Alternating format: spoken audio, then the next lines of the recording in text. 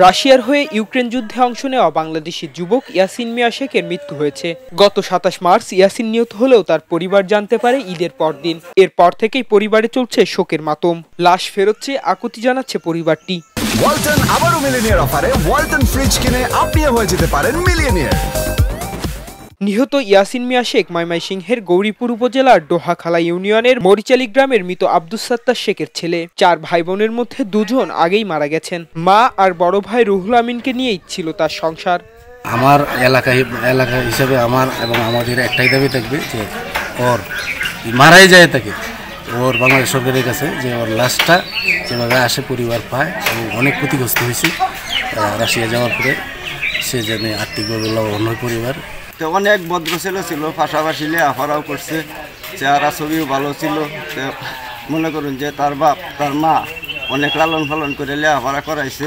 আমরা তো আমার বাইশের ঘরের নাতি 2টা সন্তান লইয়া হ্যাঁ বিধু বইছে, বহু বছর ধরে ছোট্ট লইয়া বিধু বইছে। এই পর্যন্ত কষ্ট মষ্ট করে দিয়া তার বাহা যাই কয়েক কাটা জমিন তৈরি নেডি করে ধরে খাইছে। ও এই জমিনটা হ্যাঁ ক্ষতিগ্রস্ত করে দিয়া তার ভূতারে হারাইছি তো আশা ভরসাই হারাইছি।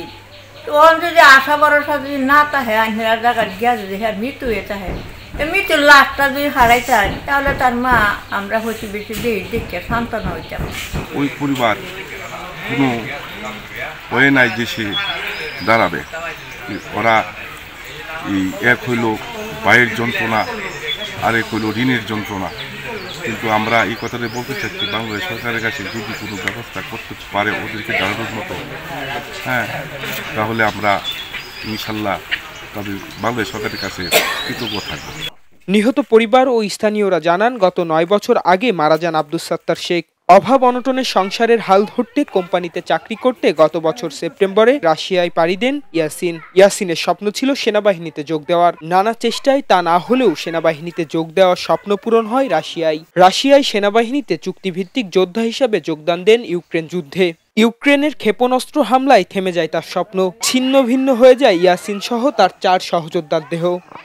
আমার ছেলেটা অনার্স লাগাতে ওরা করছে, আমার ছেলে বিএমপির ঠান্ডা বাবা অনার্স লাগাতলে ওরা করছে। আমার সংসারের হালে আমার একমাত্র আমার ছেলে, আমার ঋণটা যে কিবা দেওয়ার একটু সুযোগ করে দে।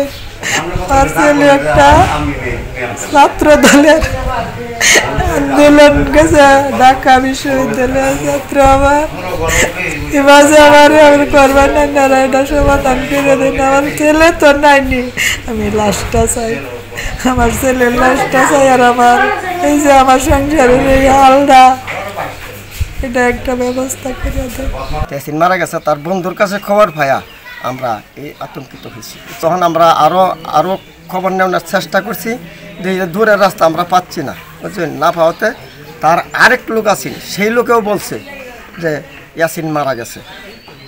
আমরা এইটুকুই জানি। এখন ব্যাপার হয়েছে কি, আমাদের যে ছেলেটা যে মারা গেছে হ্যাঁ, তাইলে আমার ছেলেটার আপনার কাছে আবেদন, আমরা সবার কাছে আবেদন, আমরা বাংলাদেশ সরকারের কাছে আবেদন করি যে আমাদের যে লাশটা যাতে আমরা দেখতে পারি, আমরা সকলেই নিয়ে তারা জানাজা করতে পারি।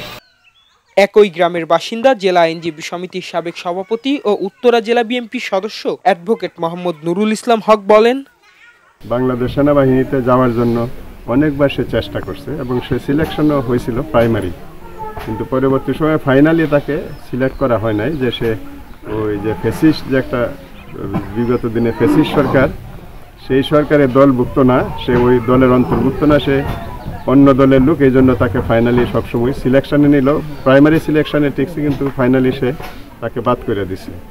এই অবস্থায় তার মনের একটাই আসছিল যে সে যুদ্ধ করবে, যুদ্ধ মানে একজন সৈনিক হিসাবে।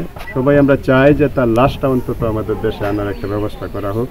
বর্তমান যে ইন্টারিম গভর্নমেন্ট আছে তাদের হস্তক্ষেপ কামনা করি এবং প্রশাসনের হস্তক্ষেপ কামনা করি, এবং তারা ছেলেটার লাশটা অন্তত যেন তার মা, তার আত্মীয় স্বজন আমরা সবাই দেখতে পারি। এদিকে খবর পেয়ে গৌরীপুর উপজেলা সহকারী কমিশনার সুনন্দা সরকার প্রমা মরিচাঢালী গ্রামে ইয়াসিনের বাড়িতে গিয়ে তার পরিবারের খোঁজ খবর নেন। বিষয়টির প্রবাসী কল্যাণ মন্ত্রণালয় সহ সরকারের ঊর্ধ্বতন কর্মকর্তাকে জানানো সহ এ ব্যাপারে সব ধরনের আইনি ব্যবস্থা নেওয়া হবে বলেও জানিয়েছেন গৌরীপুর উপজেলার নির্বাহী কর্মকর্তা মোহাম্মদ সাজ্জাদুল হাসান।